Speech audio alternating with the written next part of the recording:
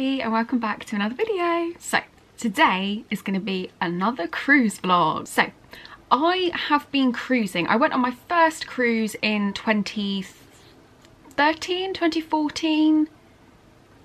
I should have researched this before I did the vlog, but it's coming up to 10 years if not already. So over the last 10 years I've been on some amazing cruises, and I want to go back and think about my first cruise and what maybe expectations I had and things that I found online that maybe aren't true or that maybe not accurate as people think. Online there are so many stereotypes, stigmas, assumptions that people have about cruises and, you know, the experience as a whole. So many different things regarding a cruise. And I looked into this when I first cruised, and obviously 10 years down the line I do feel like I know a lot about the cruise industry. So I just wanted to highlight some of these assumptions and myth bust, basically. is that the right word? Basically see if they're accurate or not. And I have researched or gone online to search for many assumptions or many stereotypes surrounding cruising, and a lot of them, some of them have some truth behind it, but some of them are like, no, this person's clearly never been on a cruise to have that opinion. So I really just wanted to highlight some of these assumptions and talk about them in the hopes that if you're looking to go on your first cruise, or if you've cruised before and you're still like, I think I had this assumption, I just hope that it will sort of give you a clearer indication on whether cruising is for you or not. And I just hope it helps anyone that maybe is looking online and thinking from reading this information that they don't want to cruise, because a lot of the information is not true. So I do hope this helps anyone. So I'm going to start with my first, it's probably my favourite stigma or stereotype about cruising because it's everywhere, everyone talks about it. Cruising is for old people. And now don't get me wrong, when I first started going into the cruise industry, when I started going on cruises or even knowing information about cruises, I did have that thought as well. I did think that cruising was for elderly people who maybe didn't want to have a jam-packed crazy holiday, or that they'd go on a cruise ship after maybe retiring with all their retirement money. And what I would like to say to anyone who has that opinion or assumption, that is not true at all. Certainly nowadays, I do feel that maybe 10-15 years ago that maybe was the case. I know, just having done my research on various cruise lines, that the average age for going on a cruise is about late 50s, but that has come down like loads. It used to be, I think about 10-15 years ago, it used to be about 65, even 70. So I think in the last decade or so it has gone down, and younger people are certainly making that step to maybe go, maybe I'll try it now. But I also think it depends on the cruise line that you sail with. As you know, or as you may not know, there are, I'm going to say, hundreds of different cruise lines out there, and they do cater towards maybe a certain demographic. For example, Disney Cruise Line is definitely going to maybe be for younger families because of the Disney theme. You're meeting characters, there's so much sort of excitement and fairy tale and magic behind it. So if you're maybe of an older demographic, you might not want to experience that. Now, the cruises that I have been on, this is just from personal experience, I don't feel like any of the cruise lines I've sailed with have been geared towards an older person. I have sailed on P&O, I've sailed on Royal Caribbean, and I've sailed on Princess. And I feel like out of the three, I think Royal Caribbean is maybe more towards younger people, just because they do have activities on there that are maybe more accommodating to younger people, so ice skating, rock climbing, they've got dodgems. But you would still see the older generations, the older guests sailing across those three cruise lines, and I think there's nothing to say young or older people shouldn't sail on them. I think those three companies are so welcoming and and encouraging of guests of all ages to come and sail. I think that's amazing. That's what is so amazing about the 3 companies I have sailed with. And I also just wanted to mention that they are very accommodating to very, very young children as well, so infant age. I know some cruises do have a minimum age, which is usually between 6 and 12 months, depending on the itinerary, but they are very accommodating to infants as well. I know on Disney Cruise Line, they have like Jack's diaper dash for like young babies to enter. They also offer bed guards, cribs or cots if you're English. They also offer baby food, so many different things that will make it so easy and accommodating to families as well. So I think that's amazing. Now I would say if you really want to just be on a cruise line that may be geared towards younger people, where essentially you might just want to have a bit of a party and a bit of a drink on board, I'm not condoning that, but if you did want to have a bit of fun on board, the lines that I think are probably the most appropriate for you would maybe be Carnival Cruise Line or even Virgin Voyages. I know that so many people go on Virgin and come off and they're like, they had a blast, they had a bit of a party, had a bit of a drink, and it was I think for younger people, or was geared towards the younger generation, but they still had fun. So I did just want to sort of myth bust that stigma. It's really not, I mean, it does, again, like I've said, it does depend on the cruise line that you go with, because they are geared and catered. They have so many different things. Each company offers so many amazing things. So I think it's just doing your research. If you maybe want to go on a cruise line which is maybe more relaxing, you'll just have to find that for you. And if you maybe want to go on maybe for a short break just to have a bit of a laugh and a drink, there's definitely a cruise line out there for you. But I will 100% say cruising is not for old people. Next one. I see this a lot and people always speak to me about this, and I don't really mention it in my vlogs actually. Maybe I will start to in my cruise videos. But a lot of people think going on a cruise is so expensive, or cruising is too expensive. No, no, no.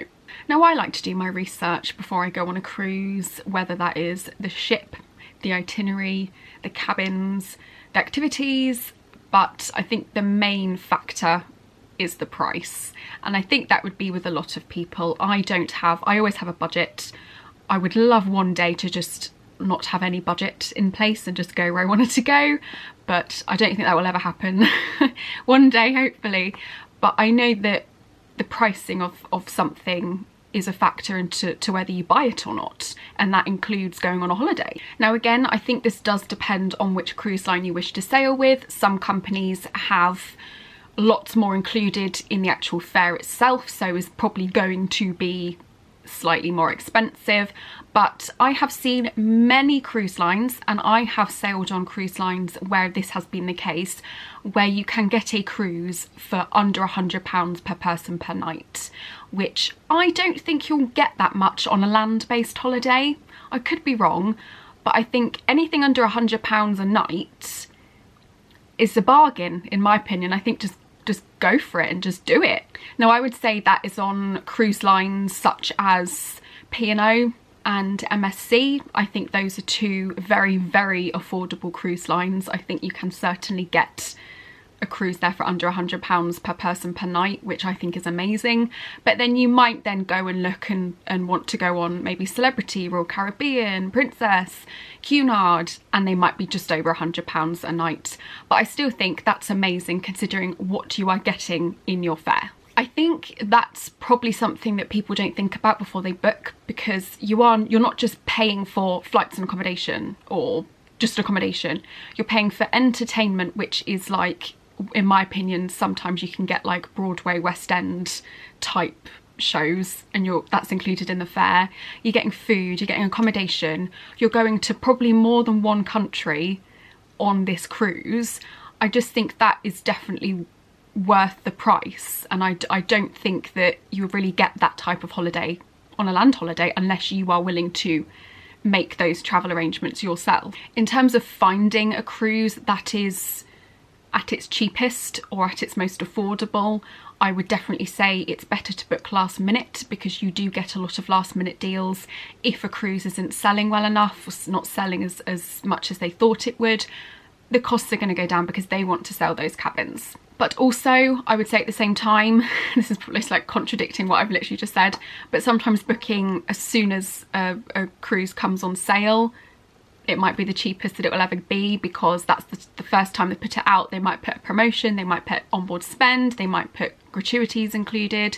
There are so many different ways that a cruise might be the cheapest, but usually, just from my experience, it usually is either right from the beginning or right towards the end of the cruise. So I don't think cruising is expensive, again, for everything that's included. And again, if it's under £100 per person per night, I think you can't really go wrong there. So yeah, I definitely think that is a stereotype. People just think cruising is for people that are rich. I feel like that might be because of Titanic. It's really not. It's not like that at all. I'm definitely going to discuss that in another one. But it's definitely not for the rich. I am not rich at all. No way. I mean, look at me. But I can afford, and I'm very lucky to be able to afford cruises, but they are cheap. So another assumption people have about cruising is just what I mentioned a minute ago. Cruising is for posh people, or cruising is basically a class system on board depending on where you stay. That is not true at all.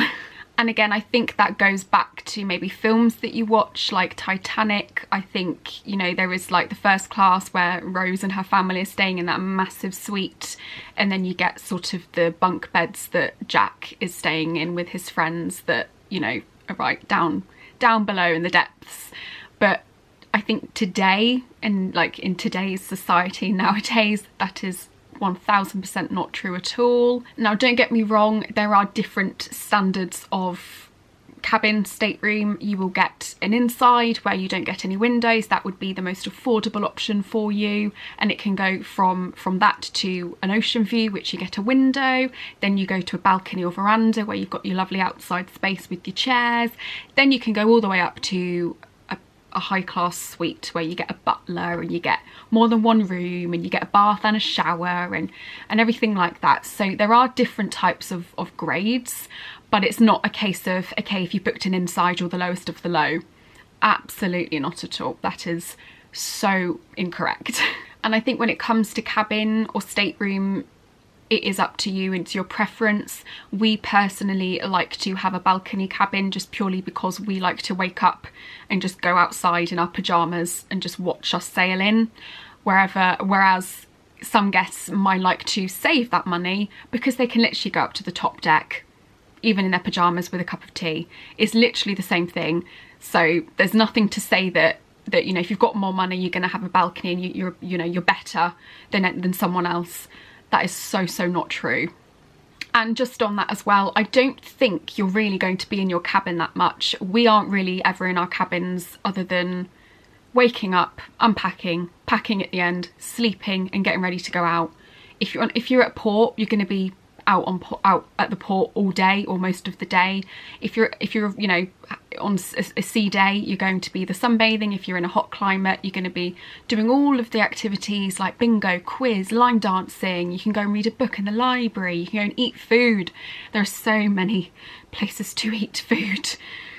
You're not going to be in your cabin, so that really doesn't matter. So there really is not a class system on a cruise line. The only thing that can come close to that is literally the cabin that you're sleeping in. But again, you're not allowed to go somewhere because you booked an inside, whereas someone else can go somewhere because they booked a balcony. They don't have that type of system on board. There may be certain perks that you get maybe if you've booked a high-end suite, but that is simply like butler service and things like that. So I wouldn't say there is there's no classism as people like to think. So I do hope that if you do maybe think that this video has maybe helped you to sort of change your mind or reconsider maybe booking. But I really don't want you to think if you're going on board staying in an inside cabin, or going on board and you're not rich or posh or first class citizen, that you know that you're going to be treated different. You're really not. Everyone's on there for the same thing. Everyone's going on there for a holiday, so just enjoy it is the main thing. So my next one I somewhat agree with, depending on the itinerary. But another assumption you get is you don't spend enough time in ports, which is something I do think is true in a sense, but again it just depends where you are. So for example, if you're going, I've been on a Norwegian cruise with P&O twice now, and I do feel that in every single port we've been to, there's been more than enough time for me. I think itineraries like Norway, and you're going like really into, you're going either really far up north or you're going into the fjords where you couldn't really maybe get to easily on a land holiday, one day is enough, because you're just looking at the picturesque fjords. You're maybe going up the trolley trains, you might be going up the sky lifts, for example in Olden, an amazing port. Definitely go there if you're on a cruise. Definitely, if it's on your itinerary, book it. But there might be other cruises where I've been that I've thought, no, I could have done maybe with a couple of days in this port. For example, the Caribbean that I went to last year. Fun fact, it is literally a year ago today that we were in the Caribbean, like November 22, so we are so jealous because we really want to go back. But there are some ports there where I was like, one day wasn't just enough. I wanted to spend maybe an overnight or a couple of days there. And I think the difference is with the Caribbean ports you visit, that is a lot easier to just go to and fly there. Whereas if you are going to somewhere where it's really difficult to get to, it might just be better off spending the day there and maybe going back on another cruise. So it really does depend on the itinerary. But there are itineraries that I've been on where I've sort of looked at the itinerary and gone, oh, I'd love to go here, here and here, and then one of the ports I've gone, I've never even heard of this place, but whatever, I'll go and see it. And then we've come back off the cruise and that port, the one I didn't really care about, was the favourite place I've ever been to on a cruise. So it is really strange. By the way, if you want to know what that was we went to Spain and Portugal in June 22, and we went to Lisbon, Vigo and Porto. Vigo and Lisbon, we were like, yeah, this is like, they're really lovely, we've always wanted to go to these places, and then we've gone there and gone, oh, okay, not really what we're expecting. And then we've gone to Porto and it is beautiful. It is stunning. I would highly recommend Porto. So in conclusion, it does depend on your itinerary, I think. I think there is some truth to that assumption. I think, yes, some ports you do just want to spend another day there just to maybe get the feel of the whole port, because some ports may be bigger than others. It might be a city, it might be an island, whatever it is. I think that is an accurate assumption, but again, it depends on where you're going. So those are just some of the assumptions I have seen online. If there is any more that someone's seen, please comment down below and I can certainly respond to them, or maybe do my own research and do it in another future video. But I do feel like those were sort of the top ones I wanted to myth bust and just sort of either say they're accurate or just say no, completely wrong. But I do hope that they have helped anyone who maybe were looking to book. Just go ahead and book. I do feel that there's a lot of misinformation spread online about anything in the world, but definitely with the cruise industry, I think people just think you have to be rich, posh and have loads of money. That's the rich part. But no, I hope you enjoyed this vlog, and I will probably do some more cruise vlogs in the future. I've got some things lined up, so I hope you have enjoyed this video. And as I said, if you've got anything else, please do comment below. I will happily answer or do some research into the assumption or opinion. So thank you very much for watching, and I will see you in my next video.